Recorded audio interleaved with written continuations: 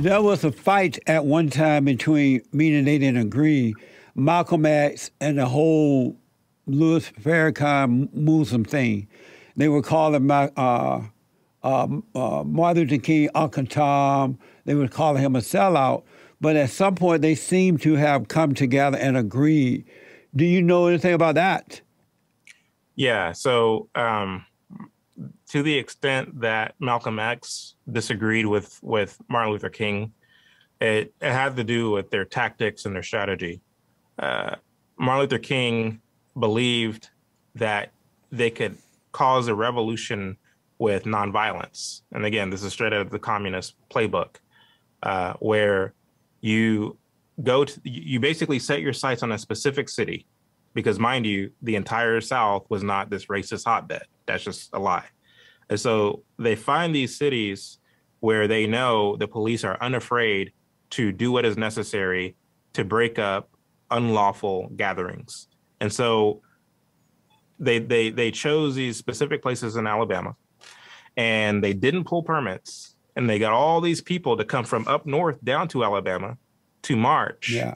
And they wanted for the police, after several calls to disperse and to go home, to finally engage with force. And so to the extent that that happened, Malcolm X thought, well, you guys are just a bunch of fools. And so for that reason, he didn't want anything to do with what Martin Luther King had going on. Another reason for that was because Malcolm X was very aware of the kind of people that Martin Luther King had in his corner and in his inner circle. He knew that, that these people were connected to several organizations, including government organizations. And he saw Martin Luther King as a puppet being used by these organizations. And so once again, to that extent, he called Martin Luther King an Uncle Tom. Right. From my understanding, and we didn't really spend a whole lot of time researching Malcolm X, it was after he went to Mecca and he saw all these different races of people coming together, harmonizing with each other, so on and so forth, that he came back and he wanted to make peace with everybody who wanted to create peace and prosperity in the United States of America. So Malcolm X is a very interesting story. Maybe we should do a film on him next. But we didn't spend a lot of time looking at the relationship between the two. One quick thing I want to make is you write about the discontent in people. Dictators always look for angry people. They look for people who they can motivate if they're angry. I remember when one of the unions were first started, and I saw a documentary and I read a little bit about it. They wanted to start this union, and so they went down south and they went into this movement thing where the black people were angry and complaining, and they convinced the blacks that they needed a union, even though they didn't need one, but they convinced them that they need one because it was easier to convince angry people than it was to convince those who were not angry. You can control the angry people. And so I used to work as a union steward for a union. And the one thing they trained us is whenever we wanted to go into a business to try to establish a union, you get a union started, they always told us to look for the angry person. Look for the person that was complaining about work. Look for the person who was mad but didn't really show up for work and wasn't doing a good job but complaining. And you get in touch with that angry person and convince that person that you're there to support him, that he or she is right, then that person will get you into the hospital to meet with other angry workers, and from that you can start a union. But it always starts with the people who are angry, not those who are not angry, but those who are angry.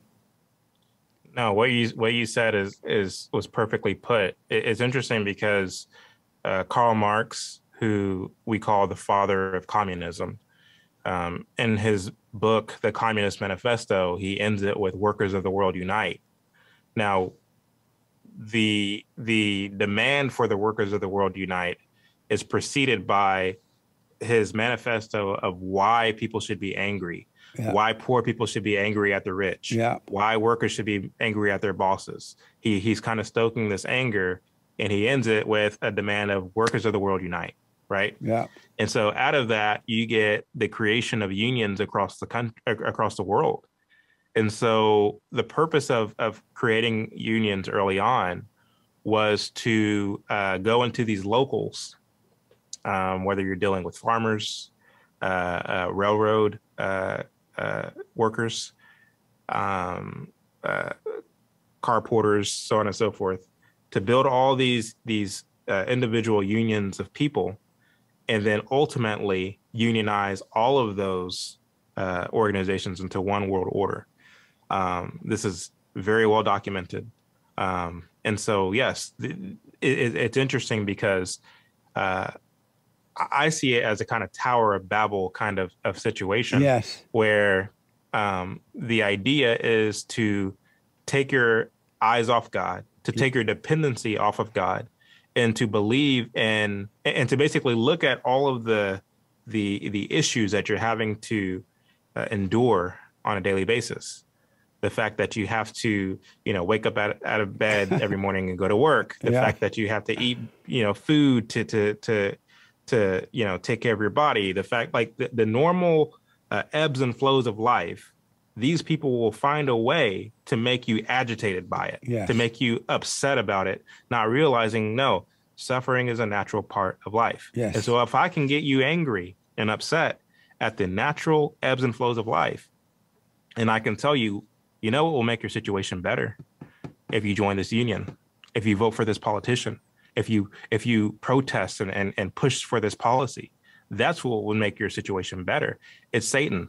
It's all it is. It is. So it's interesting. 100%. It's interesting that it's interesting that unions and all of these different organizations, like they use these satanic tactics in order to grow and expand whatever it is that they're trying to build. I always tell, I practice this myself. Like I'm very wary of politicians, of individuals. I don't care if you're a Republican or a Democrat, who are trying to get people angry about certain things in order to get you to go along with whatever it is they're trying to do.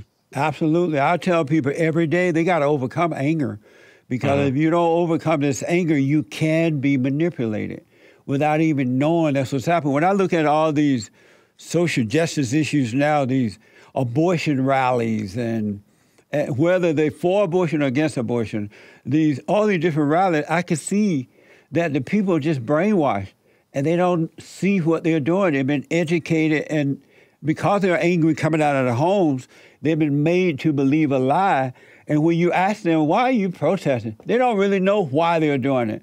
They'll just repeat what they heard, but they can't even see the real reason that they're out there protesting and carrying on the way they see, the way they're doing, because they're blind.